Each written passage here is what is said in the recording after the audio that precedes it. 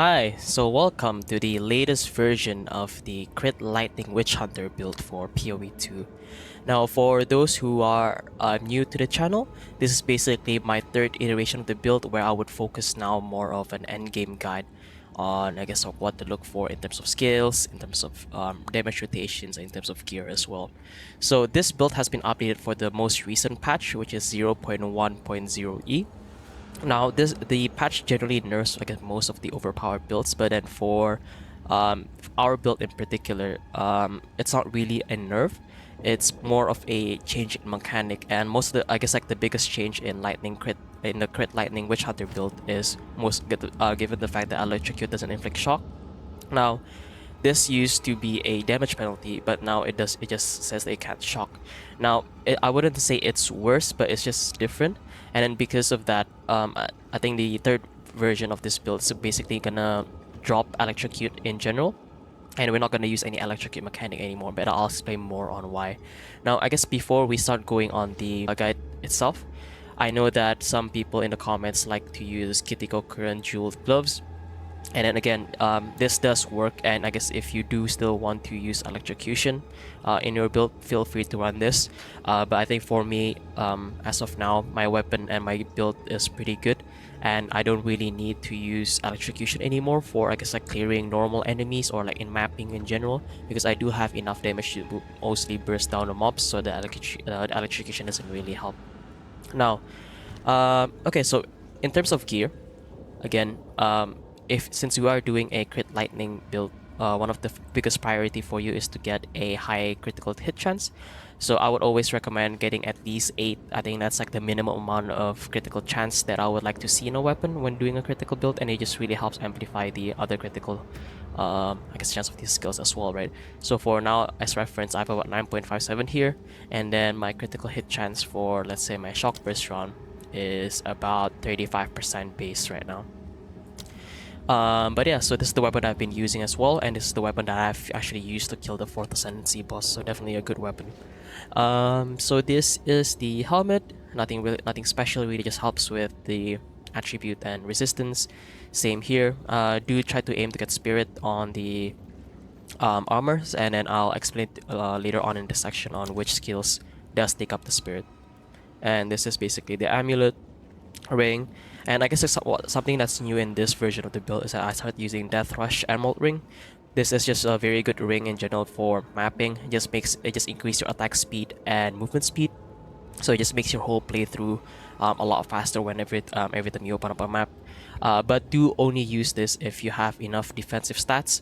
So if you see my stats here, I have almost max resistance. It's not really max, but almost there, and I do have a good amount of life, and I do have the sorcery ward to help me survive, so I can afford to use Death Rush Emerald Ring as well. So this is the gloves as well, again just more resistance. Now since the latest patch, is a lot easier to get 2 charm slots as well, so this is basically what I've managed to get using the amount of money I have, with exalts and then charm slots, and I just put a bit of resistance. Now boots is always useful to have increased movement speed again, and then just get more stats and more resistance to whatever you need in your build. And I guess for my charms, I use the cannot be frozen, slow, and stun. I think my main cause of death in mapping in general is always that I get CC'd, and that's why I just put 3 CC charms here to make sure I survive a lot easier. Now in terms of skills, again, we have a sorcery ward now. I would only recommend getting sorcery ward after you get your 4th ascendancy. If you are still doing it your 1st, 2nd, or 3rd, so the 1st and 2nd one you should get is Decimating Calling Strike and Decimating Strike, and then the 3rd one I always recommend is getting Sealess Inquisition, just to make the early stages of mapping faster as well, because it just gives more AoE explosion. But once you reach the end game where you can do tier 15 and then you can do the 4th ascendancy, I would recommend respecking this and just put more into sorcery ward's line, because sorcery ward does help me prevent from getting one-shotted, which is usually some random enemies shooting fireballs and so on, and this basically effectively double my life against elemental attacks in general. Now again, is this is just in plus skill, so this is the only thing that's recommended for Social Reward right now. Herald of Thunder is always a solid skill to have since we are doing lightning build. Here's more, I do more area AoE effects and then maim hit on hit and then blind on enemy hit. Now overwhelming presence is also the third spirit that I always recommend on using. Well, second spirit actually. So it just really helps reduce elemental ailment threshold. It just makes freezing, electrocuting, shocking. It's just a lot easier in general, and I just put more regeneration on it. And the new spirit that I've used, so the third one, is that I started running Cast on Shock. I know Cast on Shock has been nerfed from like the previous patch as well, but then I think it's overall still a very very solid skill since we are using Galvanic Shard to shock quite a lot of enemies. It builds up pretty fast, and I guess the skill that we want to use is Conductivity, and the two support gems are just increasing the energy and partial refund essentially. So Plasma Blast is our opener to bosses. Scatter Shot is a very important gem. Mobility is also a very important gem. It just makes moving a lot faster as well when you charge this, because it does take 2 seconds. And then the critical just really helps as an opener, because I do use Plasma Blast as an opener against bosses, and then I would switch to Shock Burst Round, so more on that later. Galvanic Shard is my bread and butter.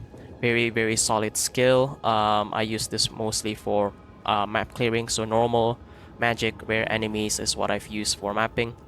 So Primal Ailment for more damage, Lightning Infusion for more damage. Fork is a very important support gem that I always recommend. It just makes basically each shard split into 2, and it just makes the whole AoE clearing a lot faster, and close combat is just more damage. Shock Burst Round is basically the skill that you only want to use once an enemy is affected by lightning ailment. For people who are not aware with Shock Burst Round, so basically if an enemy is affected by shock or electrocute, every time you shoot an enemy like this, they would essentially it's essentially a AoE damage on top of the rounds, and this AoE damage is actually where most of the damage comes from Shock Burst Round. So you only use this when you have lightning ailment, and I guess shock or electrocute. And the biggest priority again is just either more attack speed and more damage. Emergency reload is a good support skill to have. Just reloads the skill, and then you want to combo this with Shock Burst Round ideally. So after you finish emptying all the bullets, just press E, and then you have the empowered clip as well. So here are the support gems. So Voltaic Mark is just a very situational skills for me. I think for certain rare that have like elemental and lightning resistance, for example, it's quite hard to apply shock. So I just use Voltaic Mark occasionally just to make applying shock a lot easier. And I just put some increased shock chance and some critical support gems as well. So in terms of skill tree, so I think for people who want to go in depth on how to progress, feel free to look at the mobile analytics. But in general, I guess just to summarize the build, you do first want to try to fix all of the problems with any shooting build in general. So again, get more armor here, get critical hit chance here, and then you'll go down here to get more crossbow reload speed, increase movement speed and attack speed, and then afterwards you would go down here to get more elemental penetration and then increased chance to shock. This is more of a lightning nodes to help boost your lightning damage, and then you go down here to get attack speed, and then these three, so full salvo, reusable ammunition, and power shot just really solidifies your shooting build in general. And then I always recommend getting Giant Slayer just to help with bosses and uniques. So after here, I would recommend going here to get movement speed and skill speed, and then afterwards get the critical hit chance node. So this is very important. So critical hit chance, and this one basically adds 1% to your base critical hit chance, and then your increased critical damage bonus. And really the last damaging nodes that you want to take is just Coming Calamity, because you have increased 50% lightning damage while affected by Herald of Thunder, and then Herald of Thunder is something that you always turn on, so this is basically free 50% lightning damage. In terms of jewel, I do have a full list of what jewel I recommend on getting, but then just to showcase my jewel as well, here's my jewel.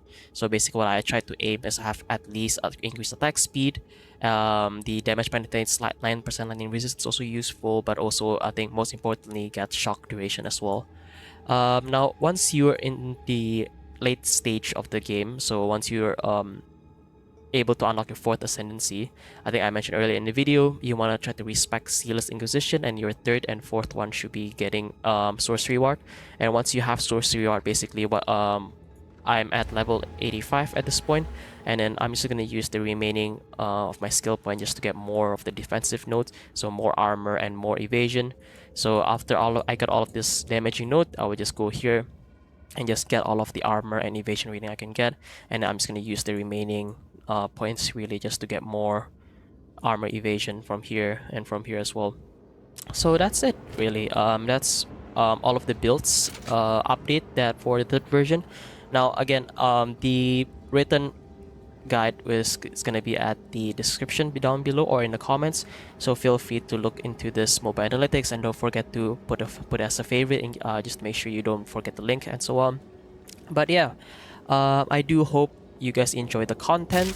I know that Christmas and New Year's is coming soon by the time this video is releasing, so I do hope everyone has a nice holiday. And yeah, I guess don't forget to like and subscribe for more future content on the fourth version of this build. Thank you so much.